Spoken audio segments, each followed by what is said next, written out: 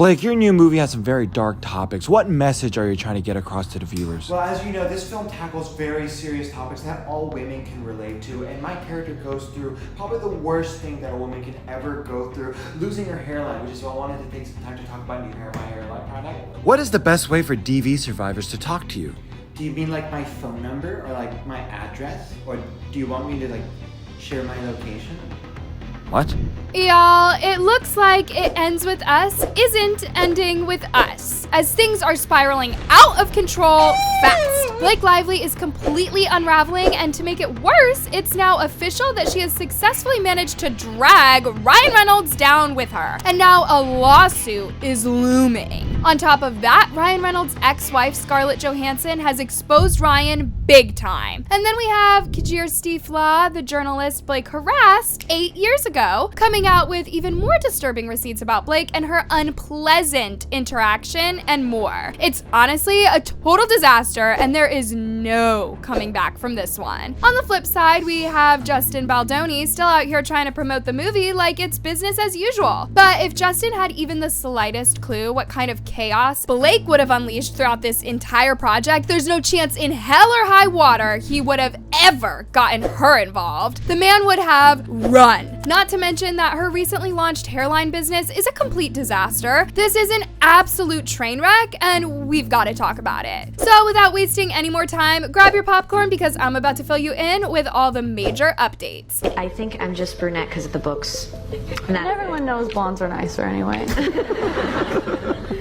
At this point, it's safe to say Blake Lively has officially destroyed her career. For weeks now, all we've heard is the obvious tension between Blake and Justin Baldoni. The vibes have been super off, and Blake's interviews, completely awkward. And let's not forget the fact that they've been avoiding each other like the plague during the press tours. It's almost laughable at this point. It really got to people that Blake is acting like this is just some fun, flirty rom-com when Justin was out there trying to keep the movie's real message intact, one that deals with heavy topics like DV. Yikes. So when Blake went on record asking her followers to wear florals as if they were gearing up for a girls' night out, people couldn't take it anymore. And that's where the drama started. Y'all already know how all that went down, so we won't go into much detail, but it has come to people's attention that Blake isn't remorseful at all. Even after being called out, she's kept at it, literally proving what everyone who has ever interacted with her has been saying, that she is high-key rude, insensitive, and thinks everyone should worship the ground that she walks on. The 46th round of backlash towards Blake just started the other day when Justin put up a post on his IG still acknowledging the victims of DV in the most heartwarming way. He wrote, "Dear survivor, you embody resilience and courage, qualities that shine bright even on the darkest days in the tapestry of your life. Each thread tells a story of endurance, strength, and hope. Every step forward you take, no matter how small, is a declaration of your unyielding spirit and an inspiration to others. You may not always see the impact you have, but your journey encourages and motivates, lighting the path for those of us still searching for the light. While I can never fully understand your pain and all you've endured, I want you to know that you are not alone in this fight. We are with you. You are not just surviving, you are thriving. And in your thriving, you inspire us all. May your journey forward be filled with moments of profound peace. And may you remember, as you fight for your joy, you are liberating us all, sending you gratitude, strength, and love, Justin Baldoni." Besides this, Justin has additionally attended a screening of It Ends With Us, interviews, and just holding talks to create safe spaces for people to have these sensitive conversations in the most reassuring manner. Loves, I wish I could report to you that Blake Lively has reformed after all the backlash, but no, same old, same old. Everyone tends to want to talk about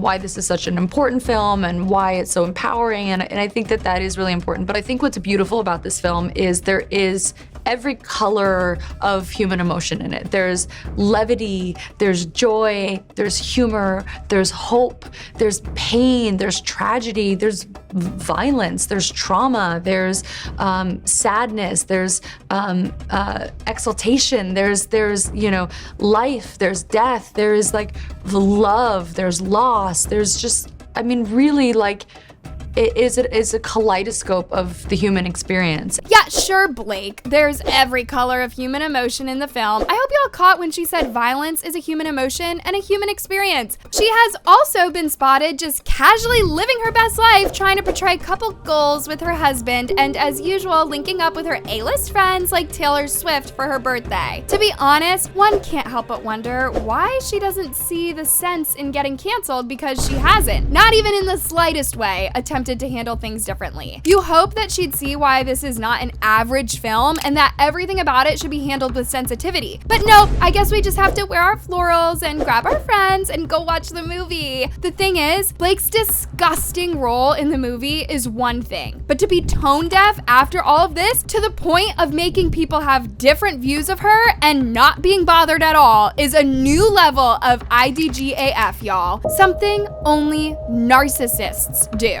Blake promoting the movie like that initially is one thing, but continue to do it after she's heard the overwhelming feedback? Unhinged. The thing is, Blake is trying to be Ryan, the jokingly breaking fourth wall kind of thing. The outcome is her being so cringe and embarrassing and not funny at all. Blake clearly does not care that people are upset. It's annoying to see her try to gaslight the public by trying to highlight the emotional depth of the movie, yet not actually acknowledge why there are so many emotions involved in the film. Like, girl, be for real. She is not standing on the intended message, and it's giving pick me. Blake saying how violence is a wonderful emotion has lost me. Why is she glamorizing DV? Yeah, that lost me too. Speaking of Blake trying to be Ryan, being comical, and only to end up being cringe, boy, isn't it getting messy. We all know how she successfully dragged Ryan into this hot mess, but as it turns out, they could be hit by a lawsuit at any moment from now. So here's the thing about people like Blake. The sheer fact that they don't think things through also means that they downplay the consequences of their actions. And that's exactly what's happening to this once adored Hollywood couple. It all started when it was confirmed that Ryan Reynolds wrote a scene for It Ends With Us that made it into the final cut of the film. And it did indeed come out as both news to Justin Baldoni and the screenwriter, who found out only after Blake revealed it in a red carpet interview.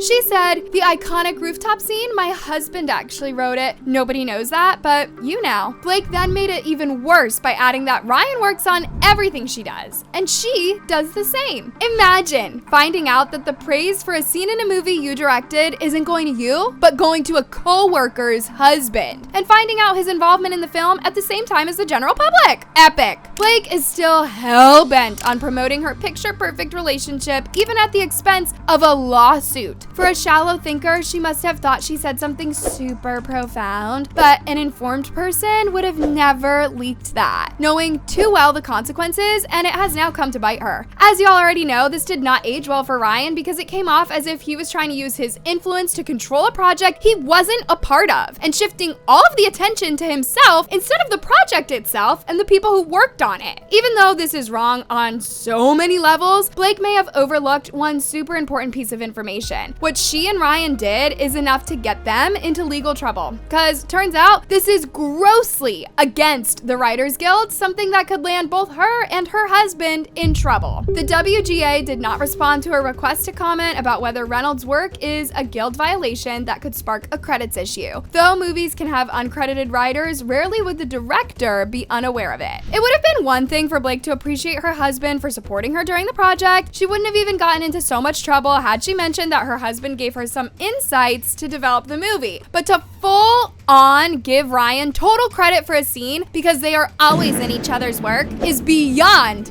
diabolical. What's worse, these two are not new to these guys. These are the who is who of Hollywood. So they both knew the consequences of what they did and making it public. Still goes to show that Blake seriously is on some high horse and she really needs to get off it. And oh, it gets worse. Reynolds' involvement raises a second WGA issue. The film began production on May 5th, 2023, 3 days after the start of last summer's WGA strike. Reynolds, who received a screenwriter credit on Deadpool 2 and Deadpool and Wolverine, is a WGA member and would have been barred from contributing to the screenplay between May 2nd and September 27th of 2023. Writers picketed the New Jersey set and production was paused in late June 2023 before the SAG-AFTRA strike commenced on July 14th. A source close to Reynolds says that he took a pass on the film's rooftop scene in April 2023. So basically what this means is that Ryan is involved himself in this project at a time when the Writers Guild, which he is a part of, was on strike, and none of them were supposed to render their services until the issue was resolved. My goodness, Blake really needs to start thinking before speaking. And that's all the scoop on the never-ending drama around It Ends With Us. Honestly, at this rate, we might as well grab a front row seat because something tells me there's more chaos brewing behind the scenes. Blake, girl, maybe it's time to take a breather. However, there is a plot twist to their seemingly match made in heaven type of marriage. While Blake is out here jeopardizing her career to make her husband shine, Ryan, on the other hand, is always too careful not to have her anywhere near his projects, and internet detectives have uncovered some dark truths about Ryan being a control freak disguised as a successful partner. So by now, y'all know how these two met, which was on the set of the film Green Lantern. Ryan was previously married to Scarlett Johansson, while Blake was in a committed relationship with Penn Badgley. People on that set have come out to say that the two were a little too cozy for workmates, and even Ryan has boldly boasted about knowing that he had crossed the line with Blake. In a nutshell, Blake was the work wife your husband would tell you not to worry about, only to leave you for her. So now Scarlett Johansson, who has since moved on, has come out to talk about the possible reasons why they broke up, other than Ryan cheating on her with Blake, of course. Some years back, she had mentioned that Ryan was never home towards the end of their marriage, and now we all know why. Furthermore, Scarlett also mentioned the downsides of being with a fellow actor, saying the logistics of being with another actor are challenging, especially when two people's careers are going at the same rate. Even if one person is more successful than the other, that also proves challenging. There might be a competitive thing. Scarlett's current partner, Colin Yost, is on a completely different career path, so she was definitely talking about Ryan. Now, here's where she spills the tea. Scarlett also mentioned that competition can affect a relationship with a fellow actor, and for the longest time, word on the Hollywood streets was that competition was one of the reasons she and Ryan divorced. A close source, which is always just one of their friends, told Daily Mail that Ryan can be overbearing and a control freak. He is more traditional and she is more independent. The speculations are that Ryan couldn't stomach seeing Scarlett be more successful than he was. And so now back to It Ends With Us drama and confirmation that Ryan rewrote some of the dialogues. People are convinced he didn't do it as an act of support to Blake, but on the contrary, that he might be controlling his partner's business. He might have also made Blake mention that he did it to get the credit and turn all the attention to him, which is exactly what has happened, except that instead of praise that he hoped to get, his efforts weren't appreciated. It's also important to mention that throughout Blake Lively's acting career, she has never been regarded as a serious actor, probably because of the roles she's taken on, so this should have been her defining moment. There were even speculations that this would have been her shot at getting an Oscar nomination and finally being taken as a serious actress, but she destroyed the whole plot single-handedly. All right, moving on to the next part of this wild story. Y'all remember Kjersti Flaa, the Norwegian journalist Blake was embarrassed 8 years ago when she congratulated Blake on her baby bump that Blake herself had publicly talked about. So after posting that video went viral, there have been all sorts of speculations because the timing was just a little too convenient. I mean, what are the odds that she would randomly just post this right around the time that Blake was getting backlash from all the corners of the world? Anyways, Flaa is back again, answering all of your questions and setting the record straight. First of all, for those wondering why Flaa waited 8 years to post that video, she said that had she posted it just when it happened, she would have lost her job because celebrities are always super protected, and that even if she did, she would have been ordered to pull that video down. You know, I've been contacted by probably like 6 or 7 people now who said that they had experiences with Blake Lively and that they could never go public with it because it will end their careers. Still, after all this has come out, people are scared. And I understand that. And also, when you put yourself out there, you need to be prepared to get criticism too. And interestingly, people have been accusing Flaa of working with Justin Baldoni's PR team to bring Blake down, which is just absurd that there's a bunch of people out there who would go to any length to protect a bully. Flaa also clarified that nothing had happened before the interview that would have upset Blake to be that rude to her. If anything, had anything happened, Blake would have straight up walked out before the cameras even started rolling. Also, why are we always looking for excuses to justify a mean person's behavior. A bully is just a bully. Plain and simple. Guys, we need to start normalizing treating celebrities like normal people. They shouldn't have the power to ruin someone's job just because of their own behavior. Finally, Blake's hair care line, Blake Brown, is a total flop.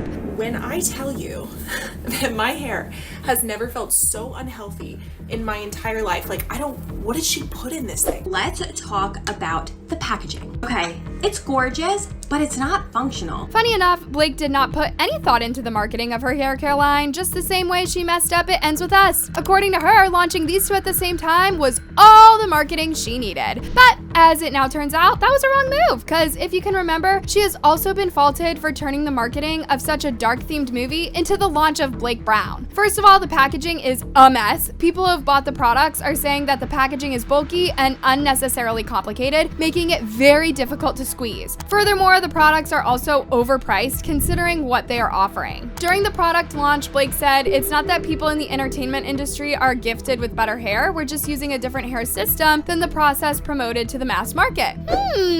Of course, that's something Blake would say. But then she went on to say, the system goes like this: buy 2 sets of shampoo and hair masks, one dedicated to hydration and one dedicated to strengthening, because your hair needs 2 things, strength and moisture. From there, shampoo, sometimes twice if you have a lot of product in your hair, smooth in a mask for at least 30 seconds, and rinse. Next time you're in the shower, swap the duo for the other hair goal. It's that easy. So each product is around $19, and they suggest buying both the shampoos and hair masks. That's literally already $80, not even including the hair mousse. People feel that it's a lot of money for products that are supposed to be extremely basic and essential to your routine. So once again, Blake did not even conduct her research well enough to know what would really work for her customers. She just produced something she assumed people would like to buy just because she's Blake Lively, so people should stand still when she coughs. Anyways, thanks for tuning in, my loves. Don't forget to hit that like button, and I'll catch you in the next video. Stay messy!